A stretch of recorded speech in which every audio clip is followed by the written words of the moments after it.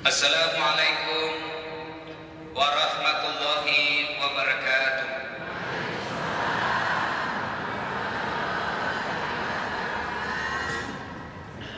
Alhamdulillah, alhamdulillahi rabbil alamin, wa bihi nasta'inu ala umurid dunya waddin. Ashhadu an la ilaha illallah wa ashhadu anna Muhammadan abduhu wa rasuluh.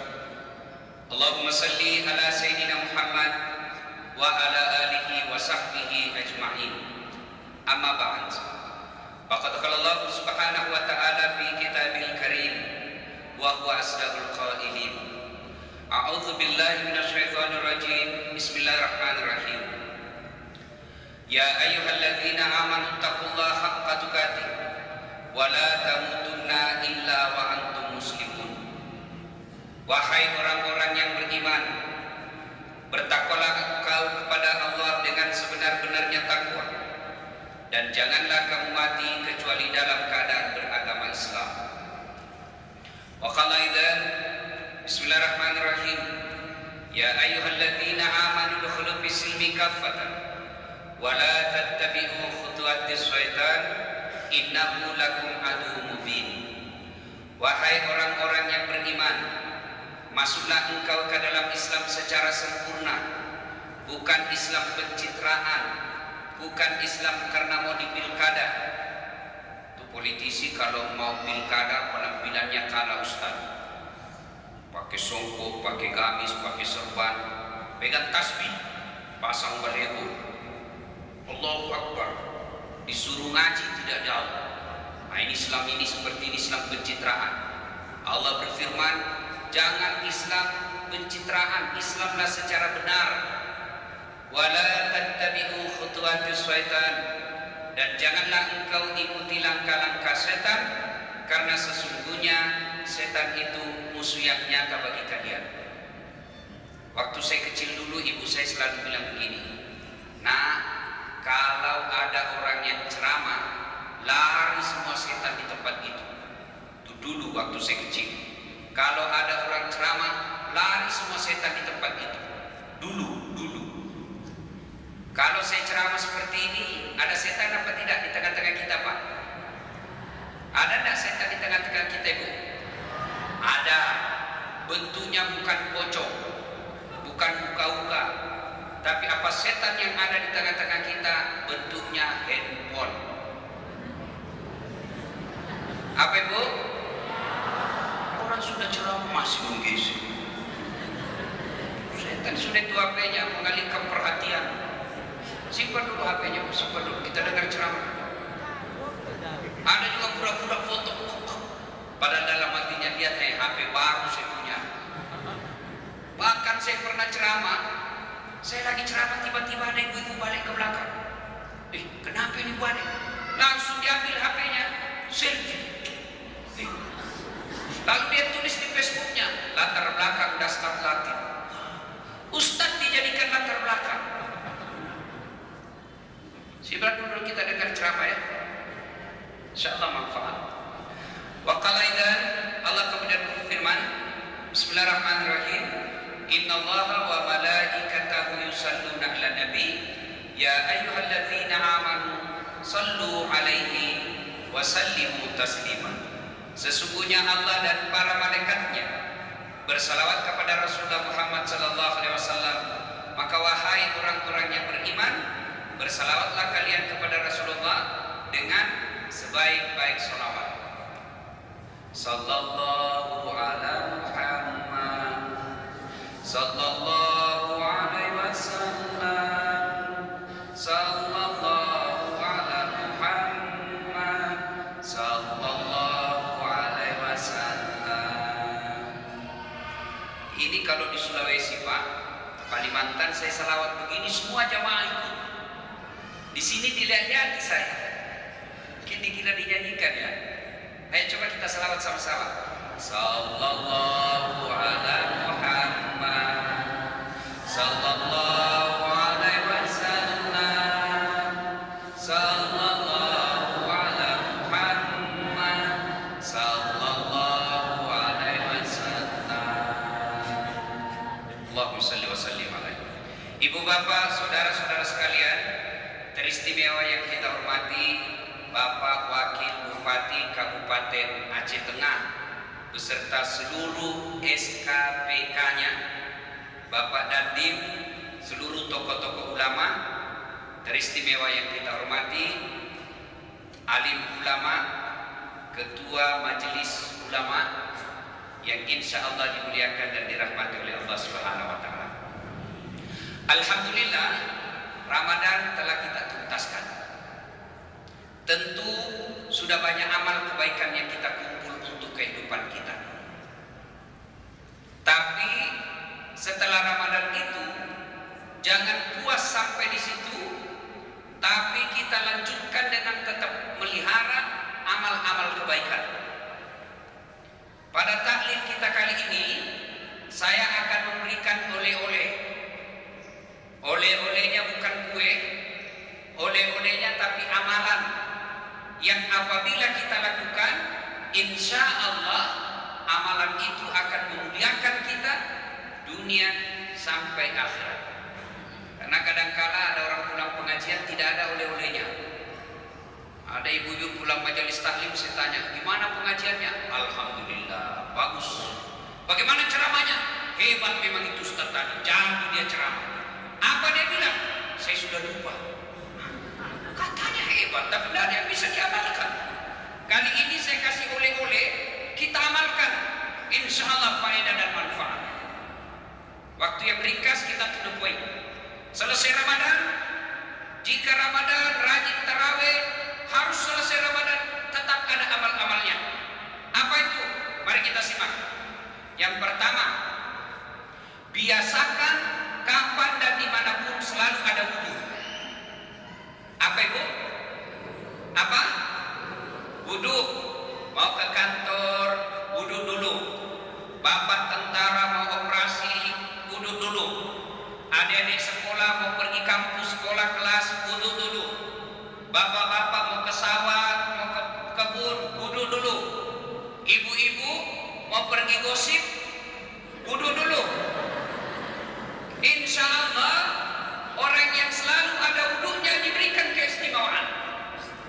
Ada yang tanya saya, Ustaz, kalau selalu ada wudunya, apa keustamaannya?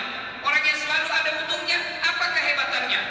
Satu, orang yang selalu ada wudunya, innallaha yuhibbut tawwabina wa yuhibbul mutatahhirin, dicintai oleh Allah. Orang yang selalu ada wudunya dicintai Allah. Apa yang istimewanya kalau Allah sudah cinta? Kalau Allah sudah cinta kepada ibu, Allah telah cinta kepada bapak. Apapun yang bapak minta, insya Allah dikasih. Ya Allah, berikan saya kesehatan, dikabulkan. Ya Allah, berikan saya anak soleh, dikasih. Ya Allah, tambahkan rezekiku, ditambah. Kenapa? Sudah dicinta. Orang kalau dicinta, apa saja dia minta pasti dikasih. Contoh, ada anak muda lagi jatuh cinta, pacar baru, kebetulan lagi pacar ceweknya ini mata duitan. Dia bilang ceweknya, Bang, betulkah abang sama saya? Betul, serius saya sayang sama kamu. Kata ceweknya, kalau betul abang sayang sama saya, belikan saya HP. Terpaksa ini cowok minjam duit. Untuk apa? Menyenangkan hati. Dia datang ke temannya, bos, pinjam dulu duitku 1 juta. Bulan depan saya bayar kau 1,5 juta. Daripada saya diputuskan cintaku. Berapa banyak bapak-bapak utang di koperasi? Gara-gara apa? Memenuhi selera istri yang dia cintai. Berapa banyak bapak-bapak pejabat masuk penjara? Gara-gara apa? Selera istrinya yang tidak bisa dipenuhi. Iya. Maka kalau dicintai Allah, apapun dia minta pasti dikasih. Ada yang tanya sama saya, Ustaz, saya sudah selalu butuh, kok saya minta tidak dikasih? Apa yang saya minta kok tidak dikasih Allah? Percayalah, kalau ada yang kita minta tidak dikasih Allah, itulah yang terbaik.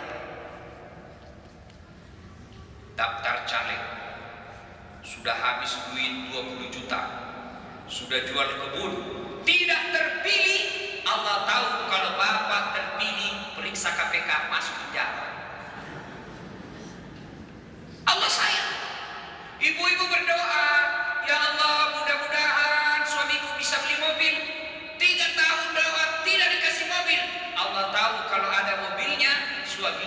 banyak selingkuh. Allah tahu mana yang terbaik. Contoh, saya pribadi, Pak, 94 saya tamat SMA, daftar tentara. Saya mau jadi akapri penerbang. Pergilah saya daftar jalan Garuda Makassar. Begitu saya tes fisik tidak lulus. Kenapa? Ceper, pendek. Saya protes kepada Allah waktu itu. Ya Allah, kenapa kau lahirkan saya dalam keadaan pendek? Kau tidak rugi kalau saya jadi tentara. Saya 14 bersaudara, saya yang paling pendek Pak, paling kecil. Adik saya tinggi besar, saya yang pendek. Saya protes, ya Allah, kenapa kau tidak tambah 1 senti tinggi? Tidak lulus saya Pak. Ada teman saya lulus, padahal semenjak sekolah SMA tidak pernah dia kalah nilai saya. Lulus dia jadi polisi. Sekarang dia tugas di Sulawesi Barat, reserse, pakai baret merah.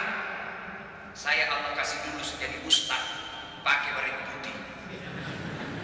Alhamdulillah, dengan baret putih yang saya pakai, mulai baret hitam sampai baret merah, saya ceramai ke semua. Allah kasih yang terbaik. Jangan pernah sangka buruk. Sudah ikut pilkada, habis duit miliaran, beli partai, beli baju kaos, money politik, baleho pasang kiri kanan, tidak terpilih. Percayalah bahwa itulah yang terbaik. Tidak mungkin Allah memberikan hambanya yang terburuk. Maka kalau mau dicintai Allah, itu saya tanya, mau tidak dicintai Allah? Mau? Mau. Kalau mau, biasakan dulu. Mau ke kantor kudu dulu. Mau ke pasar kudu dulu. Tiba-tiba di pasar bocor, ulang lagi, kan tidak dibayar. Ustaz, bagaimana kalau cuma sedikit Ustaz keluar, biar sedikit tetap batal. Butuh orang yang selalu dicintai Allah, maka apa yang dia minta pasti dikasih. Kalau tidak dikasih, berarti tidak baik. Yang kedua, orang yang selalu ada untuknya. Satu tadi, orang yang selalu ada untuk dicintai Allah. Yang kedua, orang yang selalu ada untuknya, insya Allah terpelihara dari dosa dan maksiat. Kok bisa? Contoh saya lagi Pak. Sejak saya SD, kemana-mana saya selalu ada wudhu. Saya mau pergi kuliah ke kampus, wudhu dulu. Begitu mau naik angkot, mau naik mobil, saya lihat banyak cewek di atas. Tidak usah saya naik, nanti rusak wudhu saya. Sudah 3 jam ini saya lihat pelihara wudhu saya, tidak jadi naik. Terpaksa naik karena buru-buru mau ujian. Oke, naik mobil, tapi saya tidak mau dekat sama cewek. Cewek di sini, saya di sini. Terpaksa duduk di sini karena hanya ini yang kosong. Oke, saya duduk di sampingnya, tapi waspadalah. Tiba-tiba sopir yang mendadak, mobil mendadak, saya pegang itu mesin. Kenapa? Saya punya wudhu. Tapi coba kalau tidak ada wudhu saya Pak, belum direm saya sudah nyosor sudah keras. Berarti orang yang ada wudhunya terpelihara dari dosa. Contoh lagi, Bapak kalau ada wudhu, mau tidak jabat tangan sama perempuan? Ayo, saya lihat ibu saya dari luar bapak saya ada wudhunya. Begitu ibu saya mau dekat, bapak saya, jangan, saya ada wudhu. Itu padahal sama istri, apalagi orang lain. Orang yang selalu ada wudhunya terpelihara dari dosa. Pak, kalau bapak ada wudhu pasti mau jabat tangan. Padahal itu perbedaan pendapat. Syafi'i batal, Imam Malik selama tidak nafsu tidak batal. Selama tidak nafsu tidak batal. Maka saya kalau anak-anak mahasiswa saya yang cewek-cewek di UNHAS, saya tidak mau jabat tangan, saya begini saja. Kenapa? Dia masih muda, saya juga masih muda. Ini masa Ustadz nafsu? Saya manusia biasa. Biar Ustadz nafsu juga kalau cewek. Ayat tidak mengatakan la taqrabus zina illa ustadz, jangan dekati zina kecuali ustadz. Tidak berlaku umum itu. Biar ustadz kalau cewek cantik hancur juga. Maka saya cuma begini saja. Ya, terima kasih. Itu kalau cewek-cewek anak mahasiswa saya. Kalau mak-mak Usia 70 tahun, saya jabat tangan. Tidak mungkin saya nafsu sama orang tua. Dan tidak tahulah kalau ibu yang nafsu sama saya. Coba. Apalagi keutamaan orang yang ada wudunya. Insya Allah orang yang ada wudunya peluang kemungkinan matinya dalam keadaan suci. Ajal tidak tahu kapan menjemput. Sakaratul maut kita tidak tahu kapan dia datangnya. Jadi ketika bapak selalu ada wudunya, bahkan mau tidur pun ada wudunya, mau ke kampus ada wudunya, dia mau ke sawah ada wudunya. Tiba-tiba di jalan kena petir, Pak, atau mobil tabrakan, Pak, matilah dia dalam keadaan suci, ada wudunya. Coba. Berikutnya lagi, orang yang selalu ada wudunya, insya Allah orang yang selalu ada wudunya bercahaya wajahnya. Ibu-ibu mau enggak kalau di